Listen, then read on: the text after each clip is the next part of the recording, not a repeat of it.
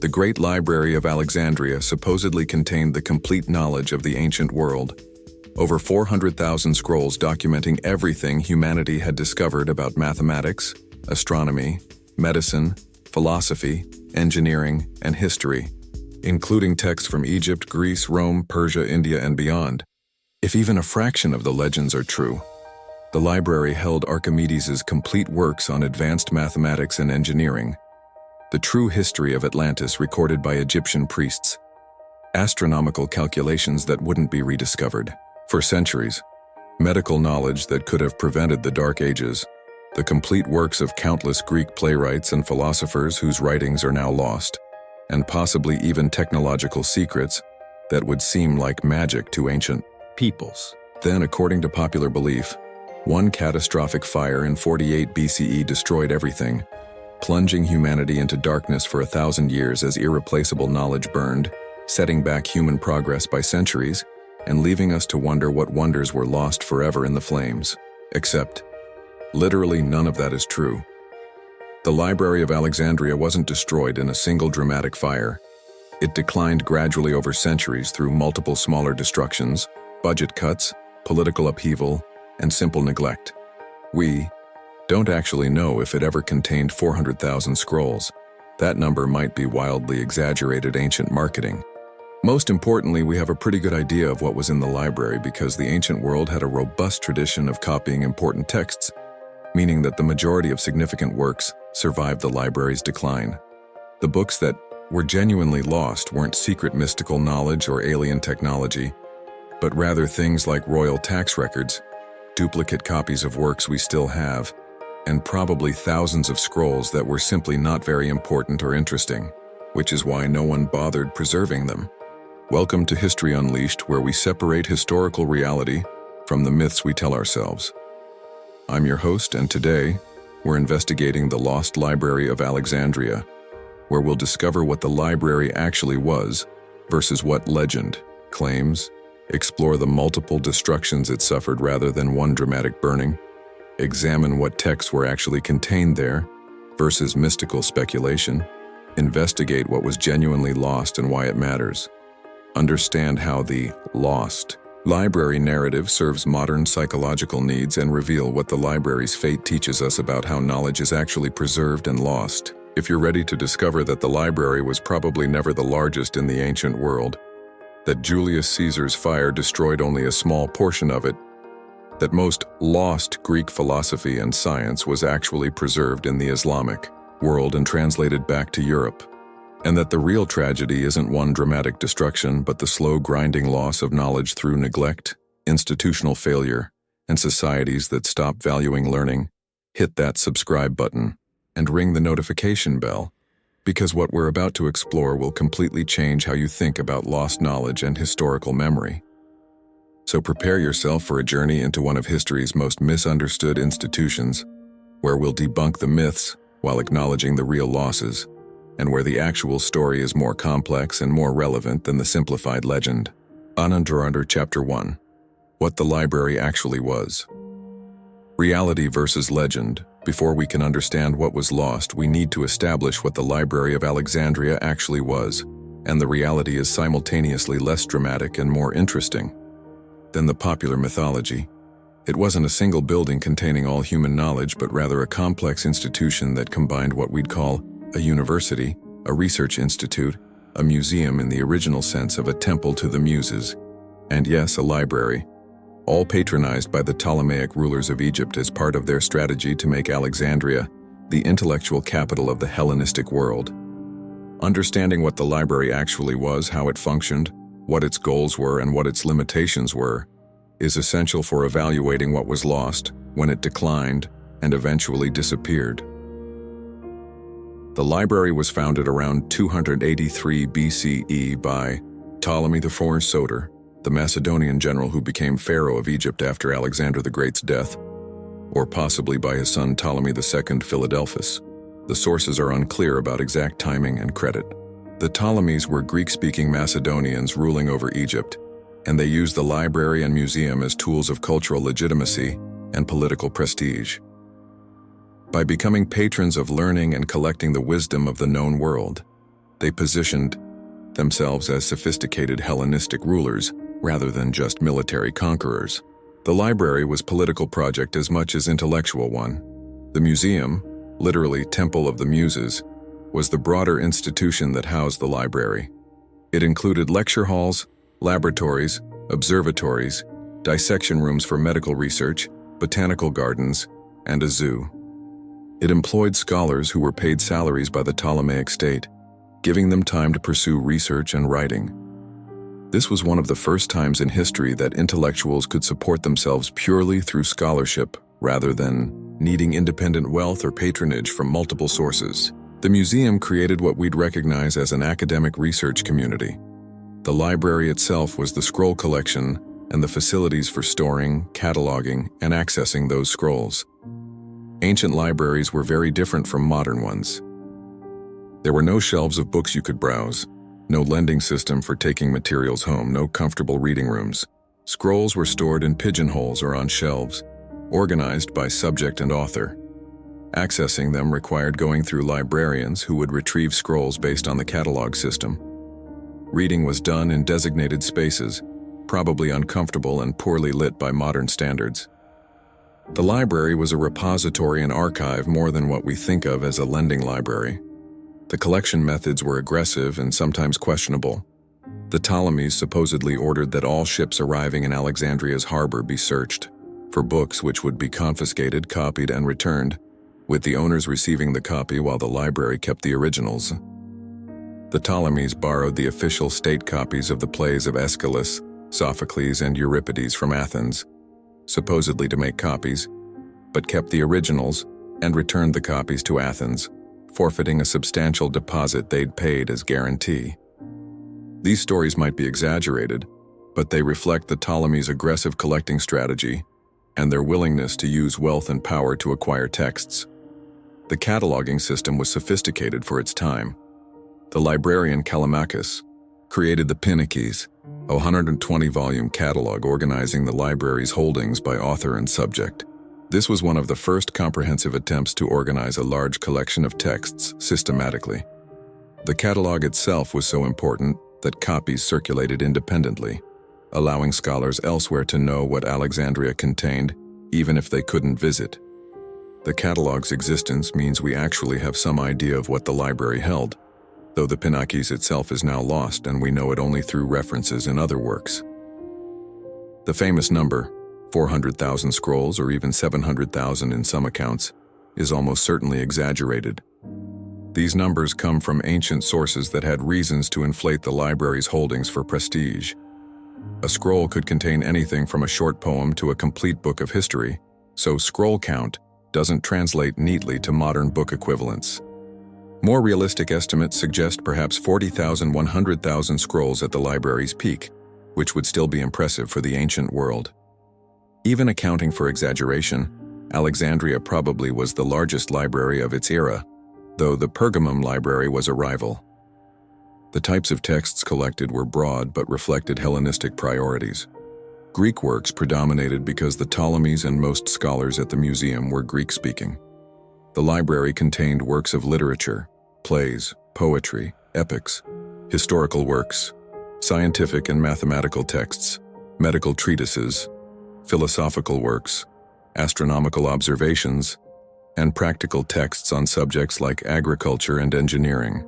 There were also Egyptian texts, some translated into Greek, and probably texts from other cultures that could be accessed through translation. But the collection was Hellenocentric, focused on Greek language and culture. The scholars associated with the library and museum included many famous names. Euclid possibly worked there and wrote his Elements of Geometry in Alexandria. Eratosthenes served as chief librarian and calculated the Earth's circumference with remarkable accuracy. Aristarchus of Samos proposed a heliocentric model of the solar system over 1,700 years before Copernicus. Archimedes visited and studied there. Callimachus created the catalog. Apollonius worked on conic sections. Hero of Alexandria invented early steam engines and automated devices.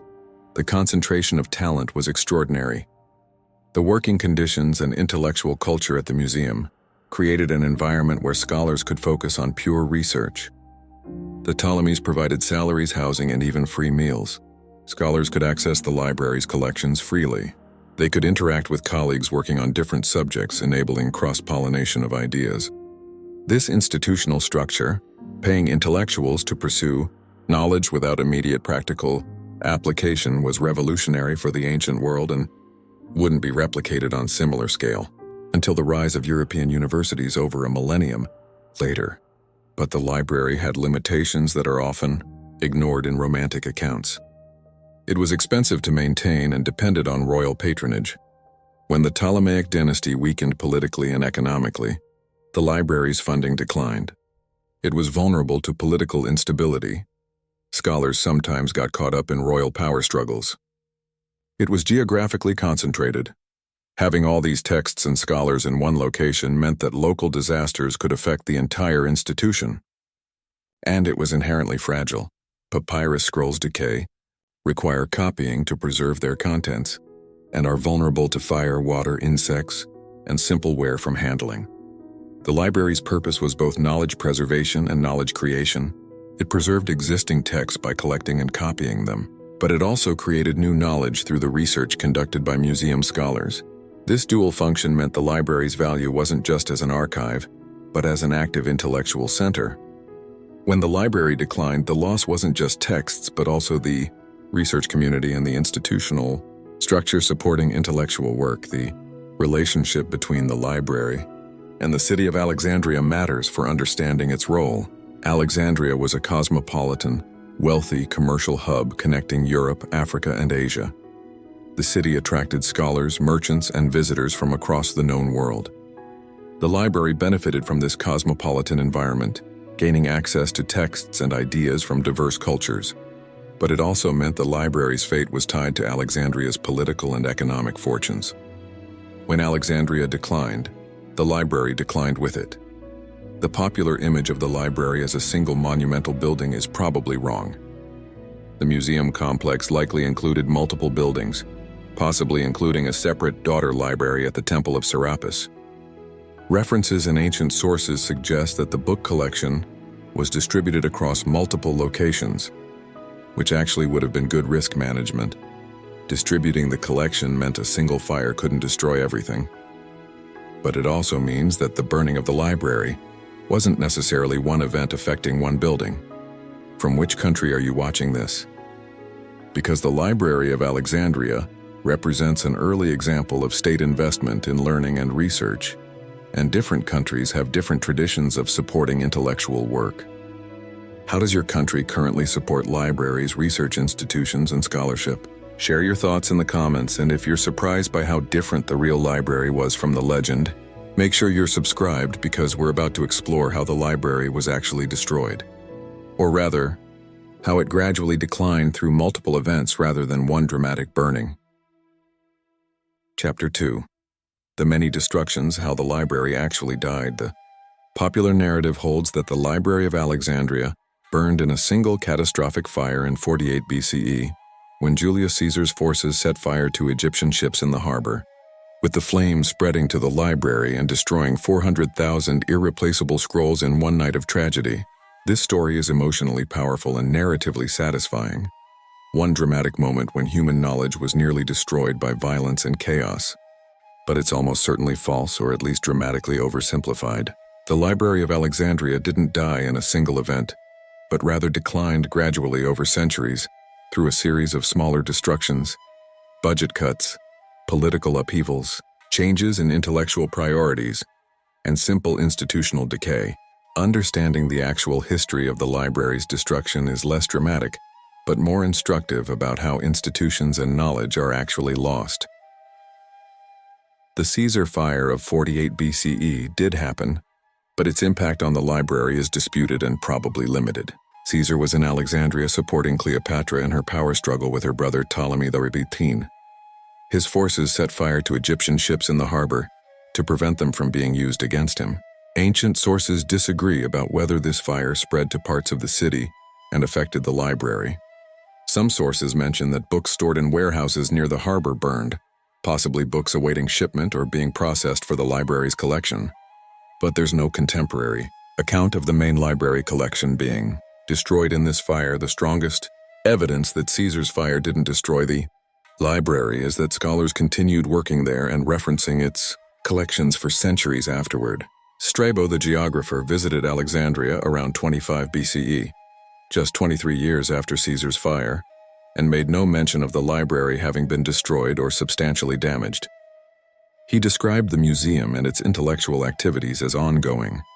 If the library had been destroyed in 48 BCE, its absence would have been notable to Strabo, but he treats it as a functioning institution.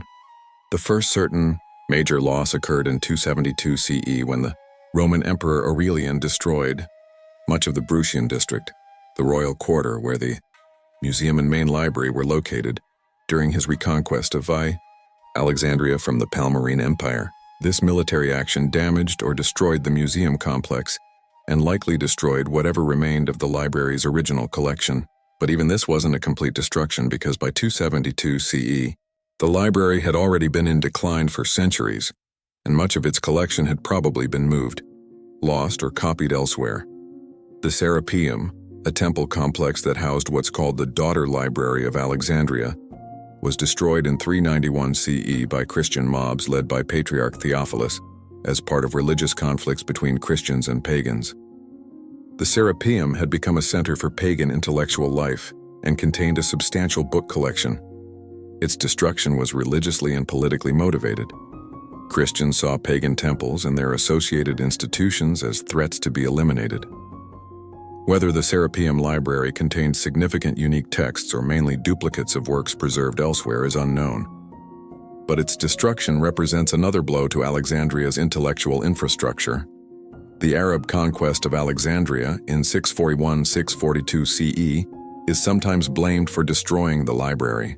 But this attribution comes from a story written centuries later that is almost certainly false. The account claims that Caliph Omar ordered the books burned, saying if they agreed with the Quran they were unnecessary, and if they disagreed, they were heretical. This story first appears in the 13th century and contradicts Islamic historical tradition, which consistently portrays the early caliphs as valuing learning and preserving texts. By 641 CE, the library in its classical form had been gone for centuries anyway, making the story chronologically impossible. The reality is that the library died slowly through institutional decline rather than dramatically through destruction. As the Ptolemaic dynasty weakened economically and politically from the 2nd century BCE onward, funding for the museum and library declined. Fewer scholars were employed. Collection development slowed or stopped. Maintenance was deferred. Copying of deteriorating scrolls became less systematic. The institution that depended on royal patronage suffered as that patronage diminished. This is an unglamorous but more accurate picture than dramatic burning. The shift in intellectual culture from paganism to Christianity affected the library's mission and support. Early Christians weren't necessarily anti-intellectual, but their intellectual priorities were different from those of pagan scholars. Christian scholars focused on theology, biblical interpretation, and religious texts rather than on preserving the complete corpus of pagan literature, philosophy, and science. The museum's tradition of supporting diverse inquiry into all subjects regardless of religious implications didn't fit Christian intellectual culture. The institution lost its cultural relevance and support. The political fragmentation and economic decline of the late Roman Empire damaged all institutions, including libraries and centers of learning. When the Western Roman Empire collapsed and the Eastern Empire struggled with multiple crises, maintaining expensive institutions like the library wasn't a priority. Trade declined, reducing Alexandria's wealth and cosmopolitan character. Political instability meant that rulers focused on immediate survival rather than long-term investment in learning. The library was one of many casualties of the broader civilizational decline. The fragility of papyrus as a medium contributed to the slow loss of the library's contents. Papyrus scrolls decay in humid conditions, become brittle in dry conditions, are eaten by insects, and require copying every few decades to preserve their contents. This meant that maintaining a library required continuous investment in copying scrolls before they deteriorated. When that copying work slowed or stopped due to reduced funding or declining staff, the collection naturally decayed. Thousands of scrolls probably simply crumbled from age without being copied, even before any dramatic destructions occurred. The competition from other libraries and intellectual centers meant that Alexandria wasn't the sole repository of the texts it contained. Pergamum, Athens, Rome, and later Constantinople had substantial libraries. Important works were typically available in multiple locations because copying and distributing texts was how ancient authors gained recognition and influence. The Library of Alexandria's supposed monopoly on ancient knowledge is a myth. Most important works existed in multiple copies at multiple locations. What made Alexandria special was the concentration of texts and scholars in one place, not exclusive possession of unique works.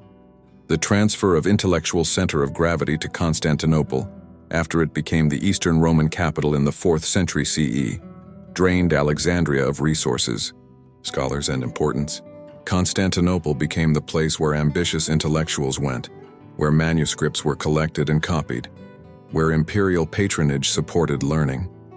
Alexandria became a regional center rather than the preeminent intellectual capital. This shift meant that even if Alexandria's physical library had survived intact, it would have been increasingly marginal to the main currents of intellectual life. The rise of Islam and the Islamic Golden Age ultimately preserved much of what had been at Alexandria, though not necessarily in Alexandria itself. Islamic scholars translated Greek works into Arabic, studied them, expanded on them, and preserved them through the early medieval period when Western Europe had largely lost access to classical learning. Works that might have been lost in Alexandria's decline were preserved in Baghdad, Cordoba, Cairo, and other Islamic intellectual centers. The knowledge didn't die. It moved and was preserved in different languages and contexts. The long decline means there's no single event we can point to as the destruction of the Library of Alexandria. Different elements of the institution were damaged or destroyed at different times. The museum, as a functioning institution, probably ended around 272 CE, with Aurelian's destruction of the royal quarter. The daughter library at the Serapeum ended in 391 CE with Christian destruction of the temple, but by both those dates, the library in its classical form, well-funded, extensively collecting, supporting major scholars, had been gone for centuries, victim of institutional decay rather than dramatic destruction. The modern mythology of a single dramatic burning serves narrative and political purposes that we'll explore later. The dramatic story is easier to tell, easier to remember, and easier to use as a morality tale about the fragility of civilization, or the dangers of religious extremism, or the tragedy of lost knowledge. The messy reality of slow institutional decline, competing priorities, budget cuts, and changing intellectual culture doesn't make as compelling a story, but is more historically accurate and probably more instructive. From which country are you watching this? Because the pattern of institutions declining through underfunding and neglect rather than dramatic destruction is common across all societies. What cultural or educational institutions in your country have declined through this slow process? Share your thoughts in the comments, and if you're surprised that the library's destruction was gradual rather than sudden, make sure you're subscribed because we're about to explore what was actually in the library versus the myths about secret knowledge and lost technology. Chapter 3. What was actually lost? Separating fact from fantasy. Continued. Philosophical texts from all major schools were collected. Plato's Academy, Aristotle's Lyceum, the Stoics, Epicureans, skeptics, and others. Alexandria wasn't a major center of original philosophy compared to Athens, but its library preserved philosophical texts from across the Greek world. Most major philosophical works survived because philosophy remained central to education in late antiquity and the medieval period. Christian theologians studied and preserved pagan philosophy because it was useful for theological arguments. Islamic philosophers preserved and commented on Greek philosophy. What was lost was probably more minor works and commentaries rather than major texts. The Egyptian materials in the library are harder to assess because most Egyptian texts that survived did so through archaeological discovery rather than through copying traditions. The library held Egyptian texts translated into Greek, including historical works, religious texts, and possibly scientific or practical knowledge. Manetho's Egyptian history, compiled in Greek for Ptolemy II, provided the chronological framework we still use for Egyptian dynasties. But much Egyptian religious and magical literature was probably in the library in translated form. Most of what was lost from this category would have been duplicate copies of texts we now know from hieroglyphic sources or texts whose significance was unclear to Greek librarians and wasn't prioritized for preservation. The practical texts on subjects like agriculture, engineering, warfare, and navigation were collected, but probably weren't prioritized for preservation when resources became scarce. These texts had practical value but less intellectual prestige than philosophy or poetry. Some engineering knowledge was preserved through works like Vitruvius's architecture treatise and Hero of Alexandria's pneumatics and automata descriptions. Agricultural knowledge survived through works like Cato and Varro's Roman agricultural texts. But practical knowledge that was transmitted orally or through apprenticeship traditions wouldn't necessarily have been written down in the first place, meaning the library probably didn't have it to lose. The astronomical and mathematical texts are an interesting category because we can assess what survived versus what references suggest was lost. Ptolemy's Almagest, written in Alexandria in the 2nd century CE, synthesized earlier astronomical work and became the standard text, meaning that earlier astronomical observations and theories were preserved through incorporation into Ptolemy's work, even if the original texts were lost. Euclid's Elements similarly synthesized earlier mathematical knowledge. This pattern of later texts incorporating and superseding earlier works meant that the knowledge survived, even when the original sources didn't. What was lost was probably more the original formulations in the process of development rather than the final knowledge itself. The literary losses are real, but often exaggerated.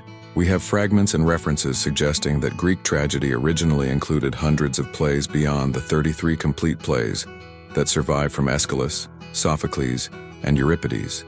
The library probably had many of these lost plays, but the plays that survived were the ones that ancient teachers considered most important and worth teaching to students, meaning we have the works ancient scholars themselves considered most significant. The lost plays might be wonderful if we had them, but the ancient judgment that the surviving plays were the best is probably broadly accurate.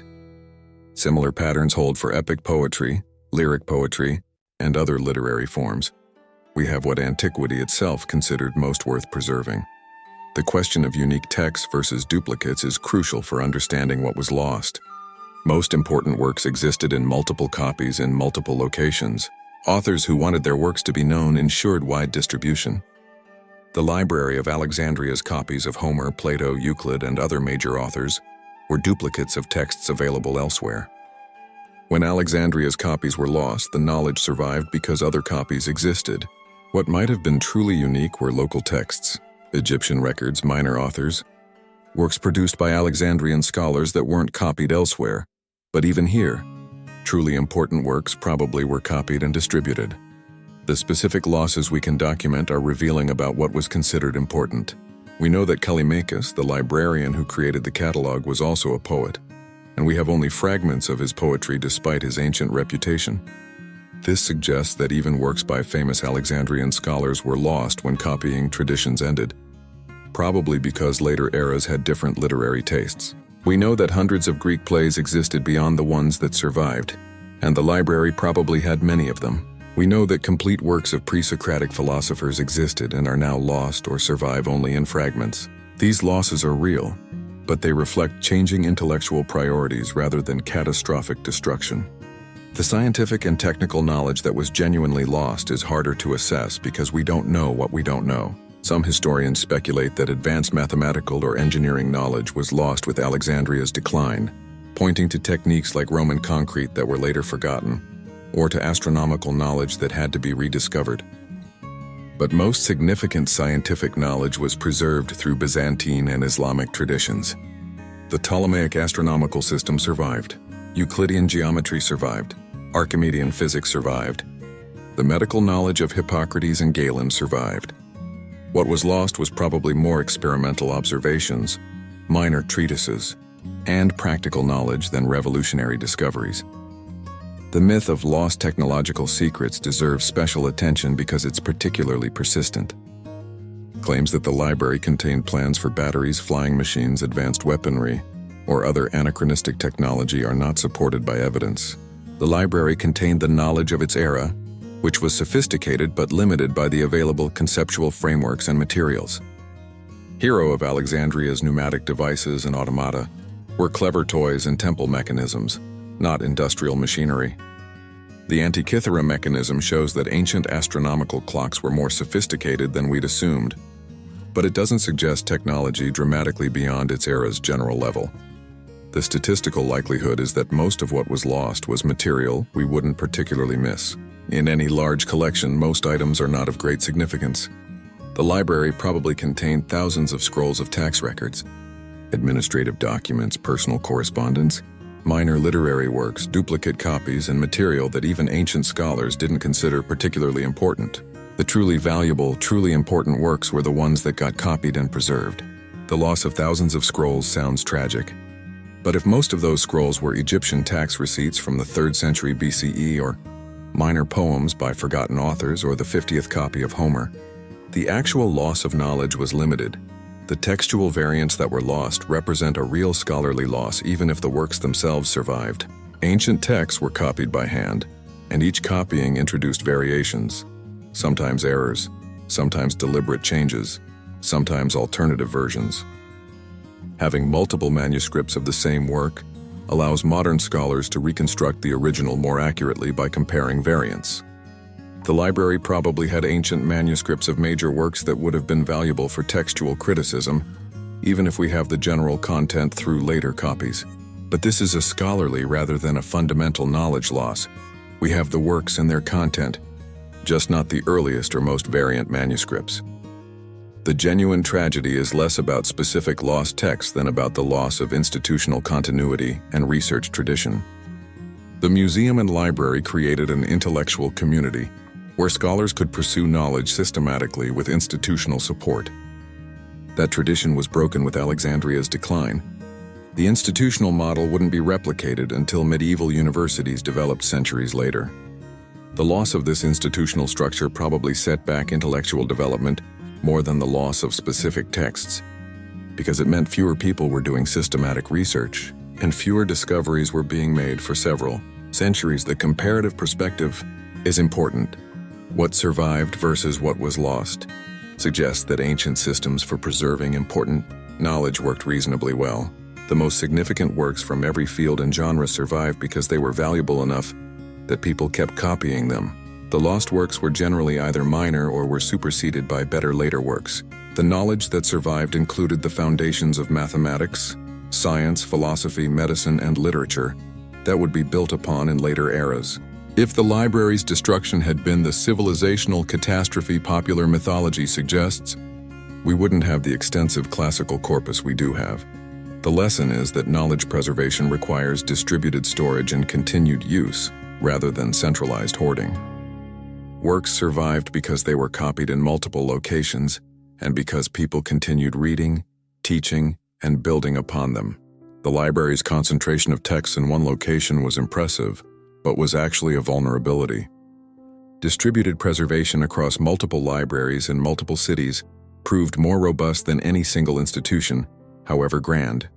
This lesson about redundancy and distribution is as relevant to digital knowledge preservation today as it was to papyrus scrolls in antiquity. From which country are you watching this? Because the question of what knowledge is worth preserving and how to preserve it affects all societies. What knowledge from your country's past has been lost and what has been successfully preserved? Share your thoughts in the comments, and if you're realizing that the library's losses were less catastrophic than mythology suggests, make sure you're subscribed because we're about to explore why we want to believe in lost secrets and mystical knowledge that the library supposedly hid. Chapter 4. The Myths of Lost Secrets. Why we want to believe the mythology surrounding the Library of Alexandria has grown far beyond historical evidence to include claims that the library contained records of Atlantis, given to Solon by Egyptian priests, descriptions of advanced ancient technology that wouldn't be rediscovered until modern times, mystical wisdom from ancient mystery religions, astronomical knowledge that anticipated modern discoveries, maps showing lands that supposedly weren't discovered until centuries later, and even, in the most extreme versions, information about alien visitors or supernatural powers. These claims range from the merely exaggerated to the completely fabricated, but they persist because they serve powerful psychological and cultural needs. The desire to believe that ancient peoples had secret wisdom we've lost. That there are shortcuts to knowledge through recovering ancient secrets rather than through doing the hard work of discovery. And that modern civilization isn't really progress, but rather recovery from a golden age catastrophically lost. Understanding why these myths are so appealing reveals more about modern anxieties than about ancient history.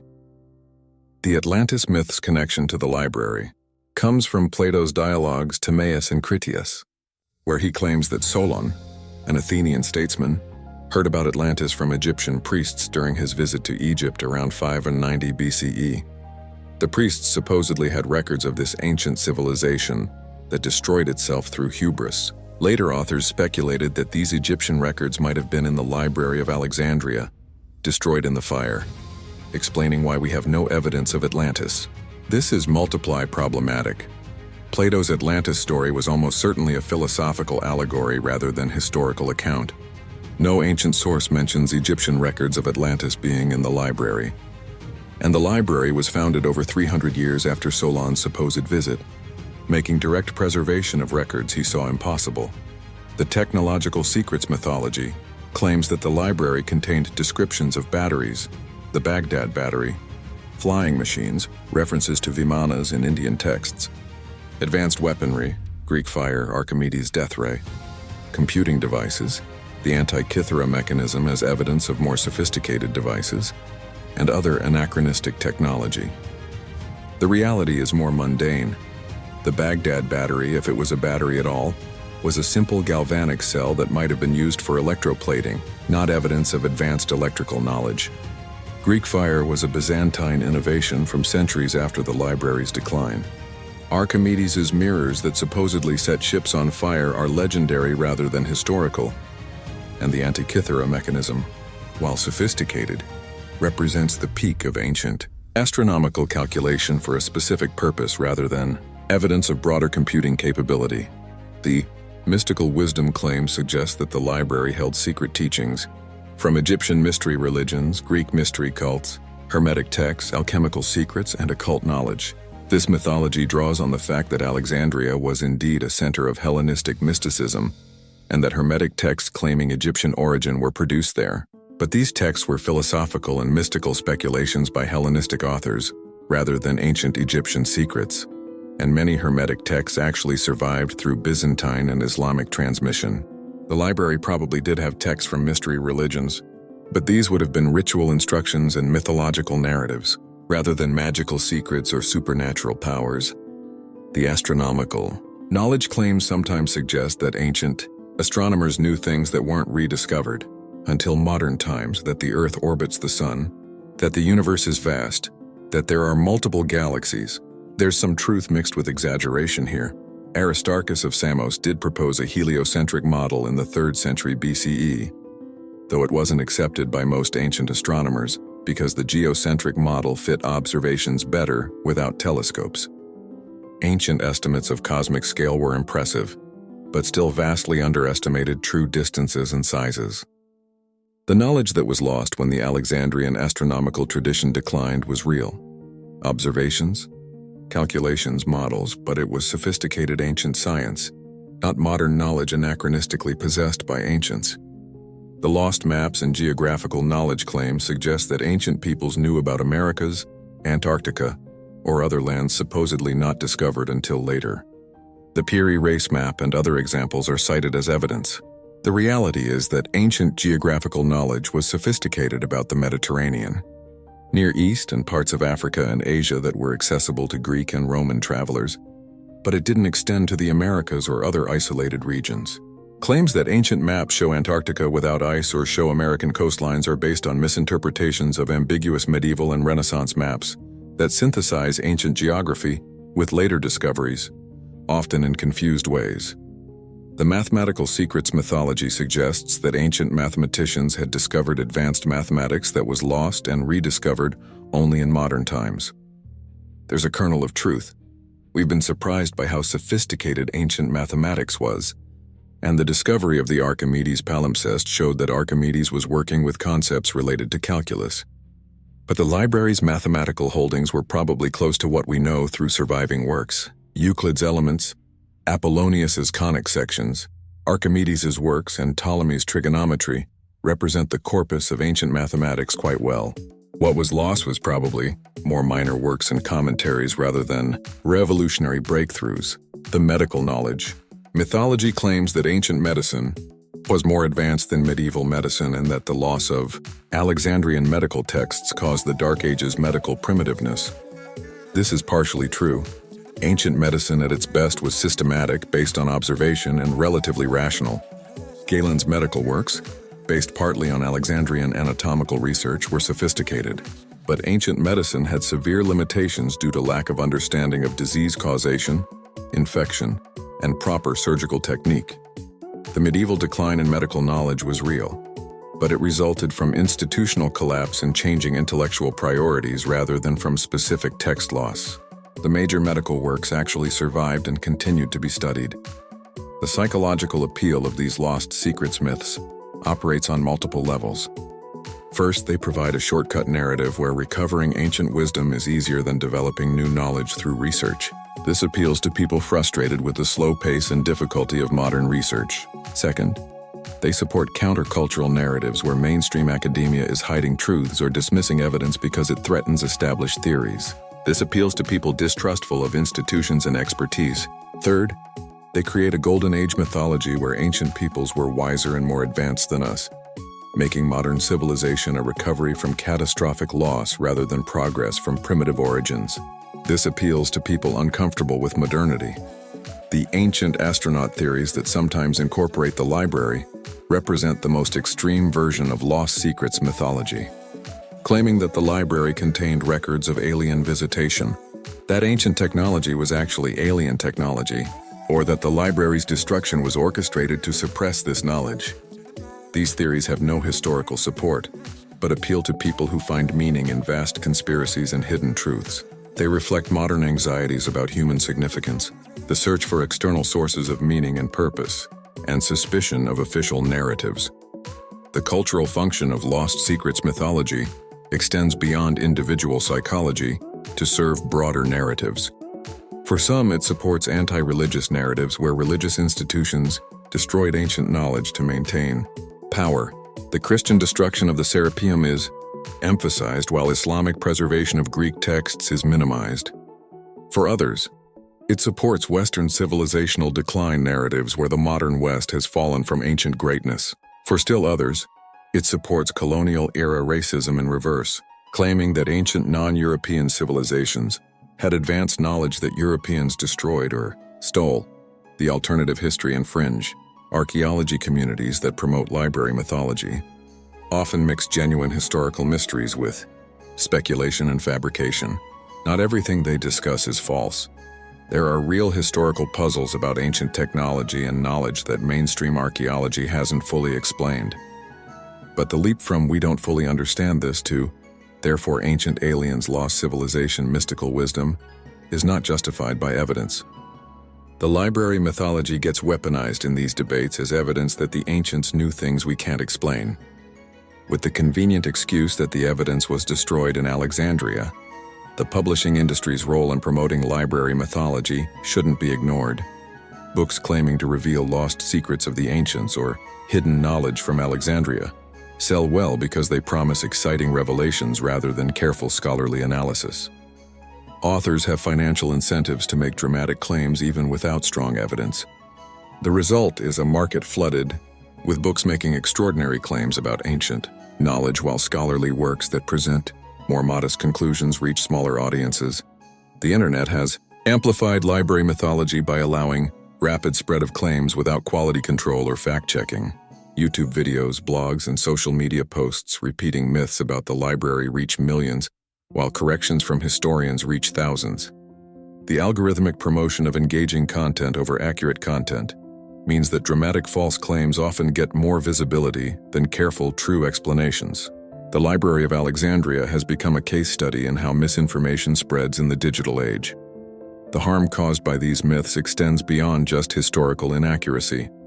They undermine trust in expertise and scholarship by suggesting that mainstream historians are either ignorant of important evidence or conspiring to suppress it. They distract from the real lessons of the library's history by focusing on dramatic but false narratives about lost secrets rather than on the institutional and cultural factors that actually determine knowledge preservation. They feed anti-intellectual currents by suggesting that ancient wisdom is superior to modern research, undermining support for contemporary scholarship. The grain of truth in some myths makes them harder to debunk completely.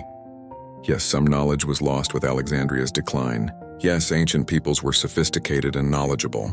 Yes, we've been surprised by discoveries that showed ancients knew more than we'd assumed. But these truths get exaggerated into claims that aren't supported by evidence. Debunking the myths requires acknowledging what's true while correcting what's false, which is more nuanced than either complete acceptance or complete rejection. The comparison to other lost knowledge myths is instructive.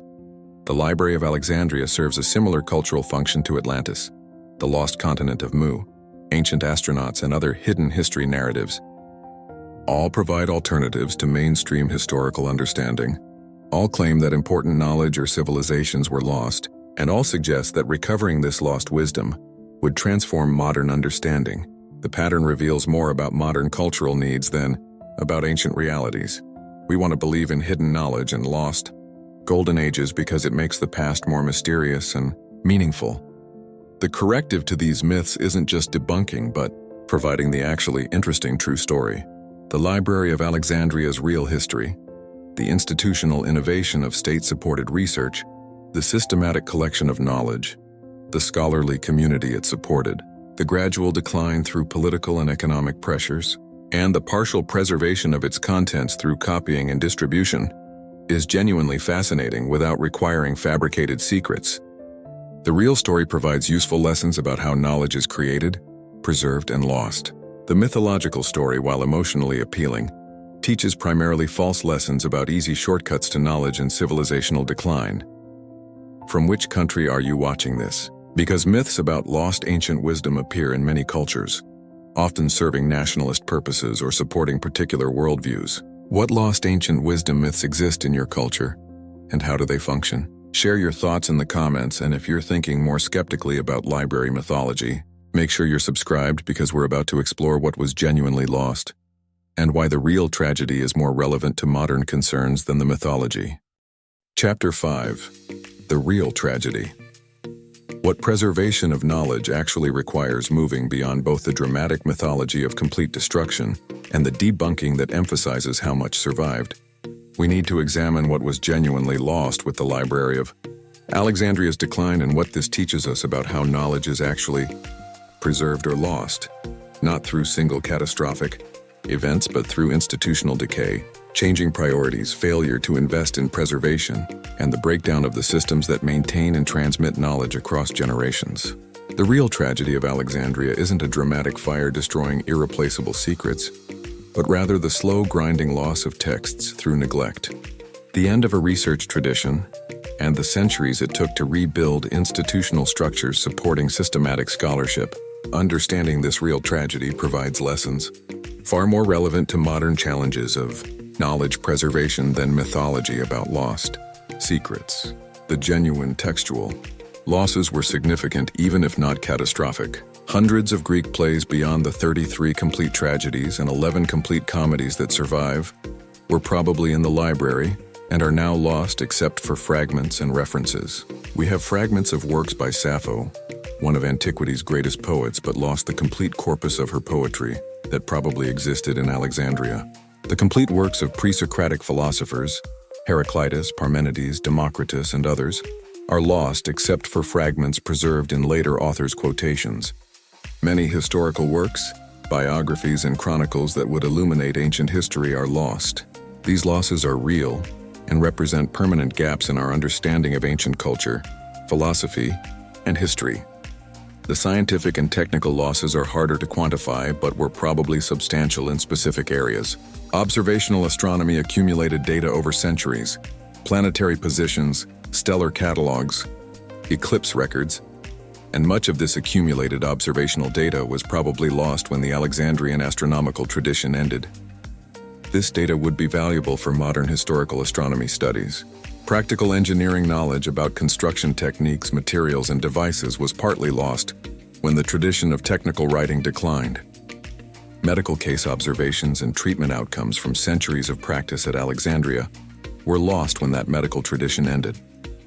These losses were more about accumulated data and practical knowledge than about theoretical breakthroughs. The loss of textual variants and multiple manuscript traditions represents a scholarly rather than fundamental loss, but is still unfortunate. Modern textual criticism relies on comparing multiple manuscripts of the same work to reconstruct the original through identifying copying errors and variations. Having only late medieval manuscripts of ancient works means we're farther from the originals than if we had Alexandrian manuscripts from closer to the author's lifetimes. The library probably had early manuscripts of major works that would clarify textual uncertainties in surviving medieval copies. While we have the general content of major works, we may not have the exact original wording in some cases. The institutional loss was probably more significant than the textual loss. The museum and library created a model of state-supported research where scholars could pursue systematic study without needing independent wealth or patronage from multiple sources. The concentration of scholars created an intellectual community where ideas could be exchanged across disciplines. The availability of extensive text collections allowed comprehensive study.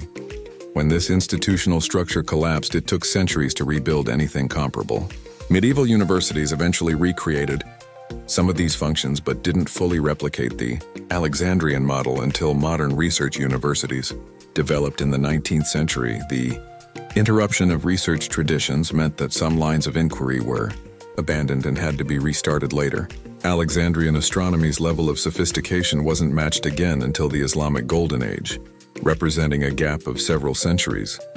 Anatomical research based on dissection, practiced in Alexandria, was abandoned in late antiquity and medieval Europe due to religious prohibitions, not being resumed until the Renaissance. Mathematical developments that were beginning in late Hellenistic Alexandria weren't continued at similar levels until medieval Islamic and later European mathematics. These gaps represent not just lost knowledge, but lost time when progress was not being made. The transition from scroll to codex book form during late antiquity meant that many works that existed only on scrolls and weren't copied into codex form were lost simply through format obsolescence. Scrolls were bulky, hard to reference, and required both hands to read. Codices were more practical, and as they became standard, scrolls became obsolete. Works that seemed important enough to copy into the new format survived. Works that didn't were lost as scrolls deteriorated. This technological transition contributed to textual loss independently of any dramatic destructions. The role of educational priorities in determining what survived can't be overstated. The works that survived were generally the ones that continued to be taught in schools and read by educated people. Classical curricula focused on certain canonical authors in each genre: Homer and epic, certain tragedians, certain historians, certain philosophers. Works outside these canonical curricula were less likely to be copied and preserved. The library probably contained many works that later eras didn't consider central enough to their educational missions to preserve. These works might have been valuable, but they weren't valued by the gatekeepers who decided what to copy. The linguistic barriers contributed to knowledge loss. As knowledge of Greek declined in Western Europe during the early Middle Ages, fewer people could read the Greek texts that did survive in Western libraries. Some Greek texts were translated into Latin and survived through those translations, but many weren't translated and effectively became inaccessible to Western scholars, even though the manuscripts still existed. The preservation of Greek learning in the Islamic world and later retransmission to Europe through Latin translations of Arabic translations shows how knowledge can survive linguistic barriers, but also how precarious such transmission is. The economic factors in text preservation are often overlooked. Copying manuscripts was expensive, requiring skilled scribes, expensive materials. Parchment was far more expensive than papyrus, and significant time. This meant that preservation decisions were partly economic. Which texts were worth the investment to copy? When civilizations became poorer during late antiquity and the early Middle Ages, less money was available for manuscript copying, meaning fewer texts were preserved. The library's decline was partly an economic story. As the Ptolemaic and later Roman Egyptian state became poorer, less money was available for maintaining the library and employing copyists. The religious transition from paganism to Christianity affected preservation priorities in complex ways. Christians preserved many pagan texts because they were useful for education, for understanding classical culture, and for philosophical theology. But Christian intellectual priorities were different from pagan ones. Texts on pagan religious practices and mythology were less likely to be preserved than philosophical or literary texts. Medical and scientific texts were preserved but not actively developed in many cases because Christian intellectual energy focused on theology. The preservation was selective rather than comprehensive, with Christian cultural values determining what was worth preserving. The political fragmentation and institutional collapse of late antiquity damaged all institutions, including libraries and centers of learning. The Western Roman Empire's collapse meant that the political and economic structures supporting libraries and scholarship collapsed. The Eastern Roman Empire survived but faced repeated crises: Persian wars, Arab conquests, iconoclast controversies that strained resources and damaged institutions. During these centuries of crisis, preserving ancient texts wasn't a priority compared to immediate survival. Libraries were damaged in sieges, abandoned when cities declined, or simply neglected when resources were needed elsewhere. The Islamic preservation of Greek learning represents both successful knowledge transmission and the revealing of what could have been lost. Islamic scholars translated Greek works into Arabic, studied them, commented on them, and built upon them. When these works were later translated back into Latin and returned to Europe, they brought knowledge that might otherwise have been lost. But the process also shows how precarious preservation is. Knowledge survived because specific scholars made specific efforts at specific times to preserve it. If those efforts hadn't been made, more would have been lost. The preservation was intentional and required resources and institutional support. The Byzantine preservation of Greek texts shows similar patterns. The Byzantine Empire maintained Greek literacy and continued copying Greek manuscripts, preserving much of classical literature. But preservation was selective, and Byzantine tastes determined what was copied. When Constantinople fell in 1453, Greek scholars fled to Italy, bringing manuscripts that contributed to the Renaissance. If this hadn't happened, some texts might have been lost in the Ottoman conquest. Again, preservation required specific actions by specific people at specific times rather than happening automatically. The rediscovery of lost texts shows that lost doesn't always mean gone forever. The Archimedes palimpsest, rediscovered in 1906 and properly studied using modern imaging techniques in the 1990s-2000s, revealed Archimedes texts that had been considered lost. The discovery of papyri in the dry sands of Egypt has recovered some lost works or fragments. New manuscript discoveries in monasteries and libraries occasionally turn up texts thought lost, but these discoveries are exceptional. Most truly lost texts stay lost because the physical manuscripts no longer exist. The lessons for modern knowledge preservation are multiple. First, distributed storage is more robust than centralized collections. Knowledge survives better when it exists in multiple locations. Second, active use is essential for preservation. Texts that continue to be read, taught, and built upon get copied and preserved. Texts that stop being used are lost. Third, institutional support is necessary. Preserving knowledge requires organizations with resources, expertise, and continuity to maintain collections and ensure copying. Fourth, format transitions are dangerous times for knowledge. Obsolete formats risk losing their contents if translation to new formats isn't systematic. The digital age faces similar preservation challenges. Digital information seems permanent but is actually quite fragile. File formats become obsolete. Storage media degrade. Websites disappear. Digital platforms shut down. Preserving digital knowledge requires active, ongoing effort. Migration to new formats, backup to multiple locations, maintenance of access systems.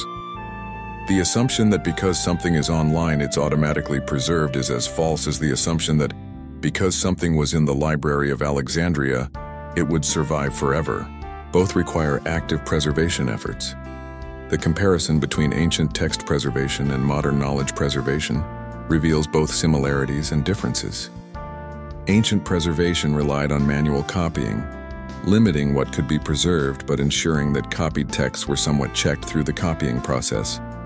Modern preservation allows perfect digital copying, but faces challenges of format obsolescence, platform dependency, and the sheer volume of information making curation difficult. Both ancient and modern preservation require institutional support, economic resources, and cultural commitment to maintaining knowledge across generations. The real tragedy of Alexandria is thus not a dramatic burning, but a lesson about institutional fragility and the requirements for knowledge preservation. Knowledge doesn't preserve itself automatically. It requires active effort, institutions that maintain collections, resources to support copying and preservation, educational systems that ensure knowledge continues to be used and taught, and cultural commitment to valuing learning across generations. When these requirements aren't met, knowledge is lost through neglect rather than through catastrophe. This lesson is more relevant to modern concerns than mythology about lost secrets. From which country are you watching this? Because all countries face challenges in preserving their cultural and intellectual heritage. And the lessons from Alexandria's gradual loss through institutional failure apply universally. What efforts is your country making to preserve knowledge? And what risks does that knowledge face? Share your thoughts in the comments, and if you're thinking about knowledge preservation differently after understanding Alexandria's real tragedy, make sure you're subscribed, because we're about to conclude our investigation with reflections on what the library's history teaches us about knowledge, memory, and civilization. Conclusion. Our investigation of the lost library of Alexandria has taken us from the mythology of a single catastrophic fire destroying all human knowledge, through the reality of a gradual decline over centuries through multiple smaller events, into what the library actually contained versus the myths of secret wisdom, toward the psychological reasons we want to believe in lost ancient secrets, and finally to the real tragedy of institutional failure and the requirements for preserving knowledge. What we've discovered is that the true story of Alexandria is less dramatic but more instructive than the mythology. That most important knowledge survived because ancient preservation systems actually worked reasonably well, and that the real lessons are about institutional fragility and the continuous effort required to maintain knowledge across generations. The mythology of the Library of Alexandria serves powerful cultural and psychological functions that explain its persistence. Despite historical inaccuracy, the image of a single dramatic fire destroying irreplaceable knowledge provides a clear narrative villain. Whether Julius Caesar, Christian mobs, or Arab conquerors, depending on which version you encounter. This simplicity is emotionally satisfying and serves various ideological purposes, but it obscures the more complex and more useful reality of how knowledge is actually lost. The mythology lets us blame a dramatic event rather than examining the systemic factors: underfunding, institutional decay, changing priorities, lack of maintenance, that actually caused the loss. The reality that the library declined gradually through institutional failure rather than burning catastrophically is less emotionally satisfying but more intellectually valuable. Understanding that the library died because the Ptolemaic dynasty weakened economically and couldn't maintain funding, because scholarly priorities shifted from pagan learning to Christian theology, because political instability made long-term institutional planning impossible, and because no one maintained the continuous copying needed to preserve papyrus texts, provides genuine insight into how institutions fail and how knowledge is lost. These systemic factors operate in all times and places, making the real history of Alexandria relevant to modern challenges. The discovery that most important knowledge from Alexandria survived, preserved through Byzantine and Islamic transmission, and through the distributed nature of ancient text copying, is simultaneously reassuring and humbling. It's reassuring because it means the catastrophic loss imagined by mythology didn't actually occur. We have the major works of ancient literature, science, and philosophy that were in the library. It's humbling because it reveals how much of the mythology was projection of modern anxieties rather than historical reality. We wanted to believe in lost secrets and catastrophic knowledge. Lost because it made the past more mysterious and provided excuses for modern limitations. The texts that were genuinely lost, the hundreds of Greek plays, the complete works of Sappho and other poets, the minor historical and philosophical works, the accumulated observations and practical knowledge, represent real losses that created permanent gaps in our understanding of ancient culture. But these losses were generally of works that ancient peoples themselves considered less important than the works they chose to preserve. The triage system of text preservation, where canonical works were copied and preserved while minor works were allowed to lapse, was rational given the economics of hand copying and limited resources. We might wish more had been preserved, but the preservation of major works was an achievement rather than a failure. The myths of lost technological secrets and mystical wisdom that supposedly were hidden in the library reveal more about modern desires than ancient realities.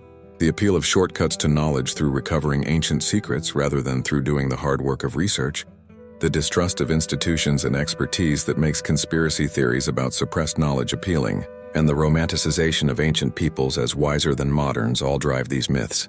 Debunking them requires not just showing historical evidence, but addressing the psychological needs they serve. The real ancient knowledge, sophisticated, but within the conceptual limits of its era, is impressive enough without fabricating impossible anachronisms. The institutional lessons from Alexandria's decline are the most relevant to modern concerns. The library showed that state investment in learning and research could create extraordinary intellectual achievements. Its decline showed that such institutions are fragile and require continuous support. The centuries it took to rebuild comparable institutional structures after Alexandria's decline represent lost time when systematic research wasn't happening at similar levels. Modern research institutions, universities, libraries, museums, laboratories, face similar vulnerabilities to budget cuts, political hostility to learning, and changing societal priorities.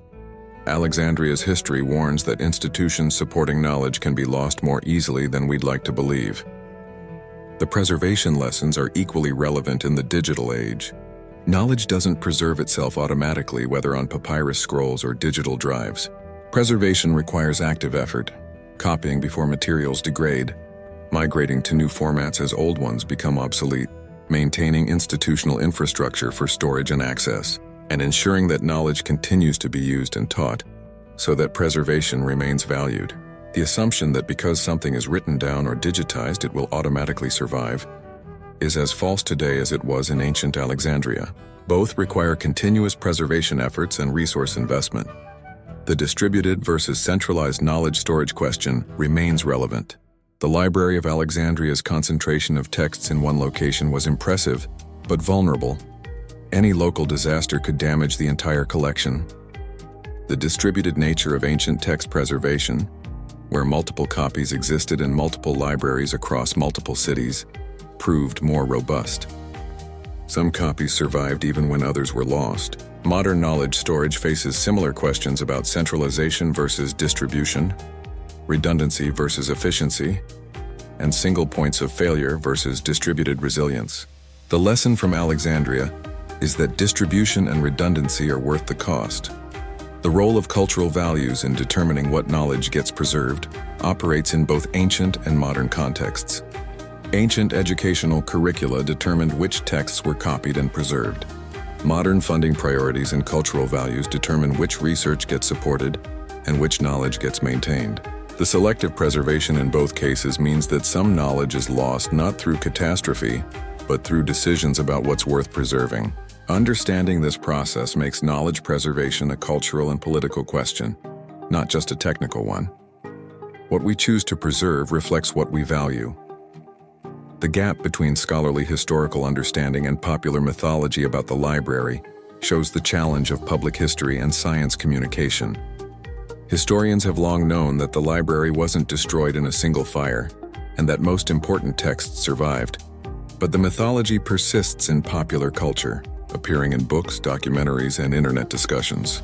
Correcting misconceptions requires not just presenting accurate information, but addressing why the myths are appealing and providing narratives that are both accurate and emotionally engaging. The real story of Alexandria is interesting. Making it more interesting than the mythology is a communication challenge. The religious dimensions of the library's history complicate the narrative. The destruction of the Serapeum by Christian mobs in 391 CE was real and was religiously motivated. Christian intellectual priorities differed from pagan ones, and affected what texts were preserved. But the narrative that Christianity destroyed classical learning is too simple. Christians also preserved many pagan texts. Byzantine scholars maintained Greek literacy, and Islamic scholars who preserved Greek philosophy were influenced by Christian Syriac translators. The relationship between religious change and knowledge preservation is complex, involving both destruction and preservation. The political uses of the library mythology continue today. Anti-religious polemicists emphasize Christian destruction of the Serapeum. Cultural conservatives lament the loss of classical learning as civilizational decline. Alternative historians use the library as evidence of suppressed knowledge. Each group selectively emphasizes aspects of the library's history that support their narrative.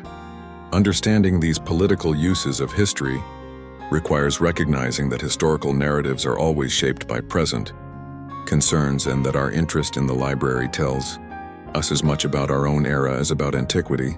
The question of what we've lost that we don't know we've lost is ultimately unanswerable but important. The documented losses, plays, poems, historical works we know existed from references, can be listed and mourned. But unknown losses, works that vanish so completely that we don't even know they existed, are invisible. This unknown dimension of loss should make us humble about claims that we have most important ancient knowledge. We have most of what survived, but survival was selective, and some valuable knowledge might have been lost without leaving traces we can identify. The broader philosophical question about progress versus cyclical history underlies much library mythology. The myth of a golden age of ancient wisdom that was lost and must be recovered challenges progressive narratives of continuous advancement. The reality that knowledge can be lost, that civilizations can decline, and that progress isn't inevitable is sobering. But the reality that much ancient knowledge survived, and that medieval and modern peoples built upon it rather than just recovering it, suggests that progress, though not inevitable or linear, is possible. The library's history supports neither pure progress narratives nor pure decline narratives, but rather a complex story of gains and losses across time. The final lesson is about humility and continuous effort. The ancient world was sophisticated but limited by its conceptual frameworks and technology. They preserved what they considered important through heroic effort, given the limitations of hand copying. Much survived, but some was lost, creating gaps we can identify but not fill. Modern civilization has better preservation technology, but faces new challenges. Overwhelming information volume, format obsolescence, institutional fragility. We preserve more but must maintain that preservation through active effort. The knowledge we have is neither automatic nor permanent, but requires continuous investment and cultural commitment. Thank you for joining us on this investigation of the lost library of Alexandria. If you found this exploration of mythology versus reality, what was actually lost versus what survived, and the lessons for knowledge preservation both enlightening and thought-provoking, make sure you're subscribed to History Unleashed for more investigations that separate historical reality from comforting myths. Hit that notification bell so you never miss a video, and let us know in the comments what other historical mysteries or myths you'd like us to explore. Until next time, remember that the most dramatic historical narratives are often the least accurate, that knowledge preservation requires continuous effort rather than happening automatically, that institutional fragility means the structures supporting learning can be lost more easily than we'd like to believe, and that the real tragedy of Alexandria isn't one dramatic fire but the slow loss through neglect, budget cuts, and societies that stop valuing learning, a tragedy that remains possible today if we don't actively work to prevent it. Stay curious, stay skeptical of dramatic myths, and remember that preserving knowledge for future generations requires our continuous effort, resources, and commitment, just as it did for the ancients who preserved enough for us to still benefit from their wisdom nearly 2,000 years later.